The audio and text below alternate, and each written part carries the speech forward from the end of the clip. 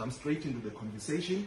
Today, as the Defense Committee, you were supposed to be sitting, but not necessarily to consider the matter of the DRC, but other matters, but you wanted that matter to be brought forward urgently. Why do you think that's important? Good morning. Yes, there was a scheduled meeting of the Portfolio Committee on Defence and Military Veterans, already a long time ago scheduled. But yesterday I spoke to the chair of the committee, Mr. Lekhutle, and I said to him, let's clear the agenda of that predetermined meeting and deal with the urgency of what is playing itself out in Goma, in the Eastern Democratic Republic of the Congo. As soon as I said that, I could hear that Mr. Lekhutle was unhappy. He said, I will have to talk to the minister about it. And then a while later, we got a message on the WhatsApp group that the meeting has been cancelled. Now, this is unacceptable because the minister is part of the executive. The Portfolio Committee on Defence and Military Veterans is part of the legislative pillar of government.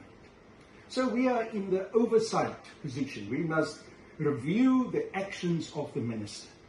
We cannot be told by the minister that it doesn't suit her to come and account in front of the Portfolio Committee meeting.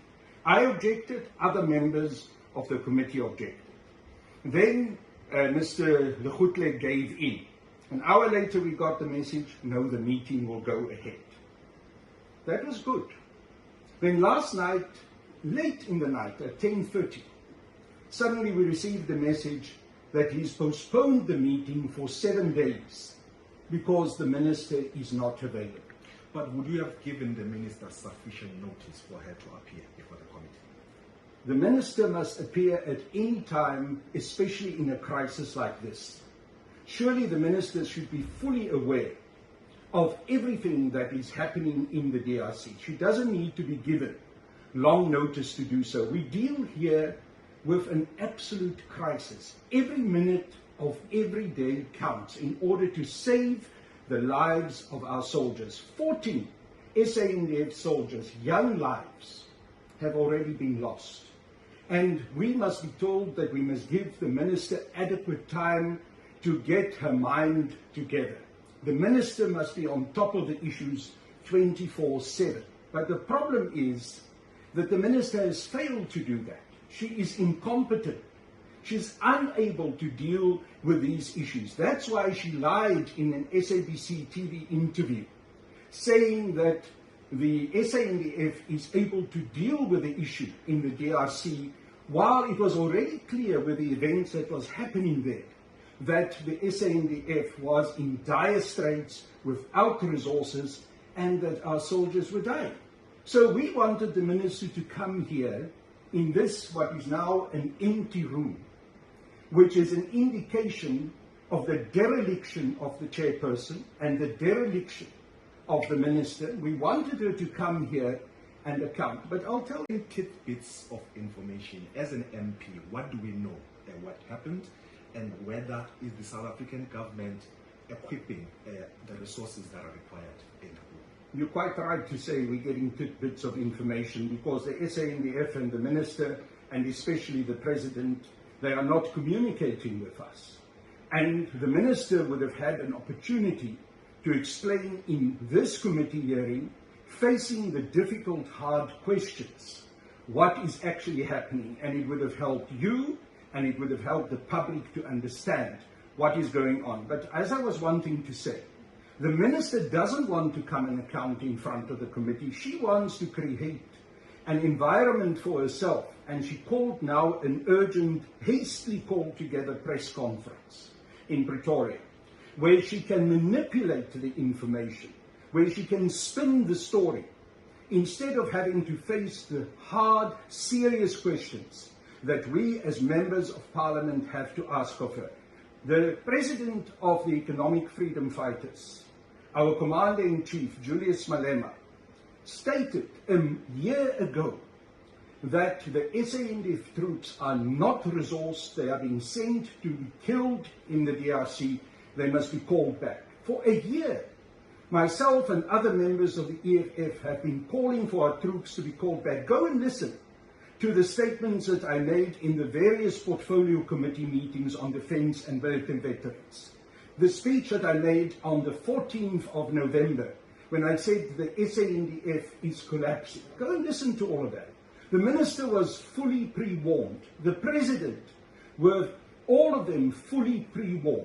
And yet they allowed this disaster to unfold. So now, myself as a member of this portfolio committee has a duty to insist on behalf of the economic freedom fighters that our SANDF soldiers must be brought back immediately, that we must strengthen our ability to evacuate them. Goma is in the process of falling if it's not fallen already. From what you know, has that peacekeeping mission surrendered to the rebels? Well, you see, again, we get bits and pieces of information. But overall, my impression is that our peacekeeping mission, the SANDF side, is giving in. It is falling apart. Sadly so, under pressure because of a lack of equipment. And I want to say that those soldiers are courageous. They have been sent there in the most horrible circumstances without the necessary resources. And we insist that their lives must now be saved. So when we condemn the minister and the president for the dereliction of action, in fact, it is treasonous what they have done. At the same time, we honor the soldiers who followed instructions. Soldiers are given instructions, they must follow it. There are soldiers who lost their lives. I spoke 2 days ago to the wife of one of those soldiers. She told me that on Monday, that was before the 23rd, when her husband died, he sent her a message. He said, "My dear wife, I'm being sent now into a very dangerous place at Sake. We do not have the right equipment. We cannot defend ourselves. If you don't get any further message from me again, know that I've perished. Please take care of my children."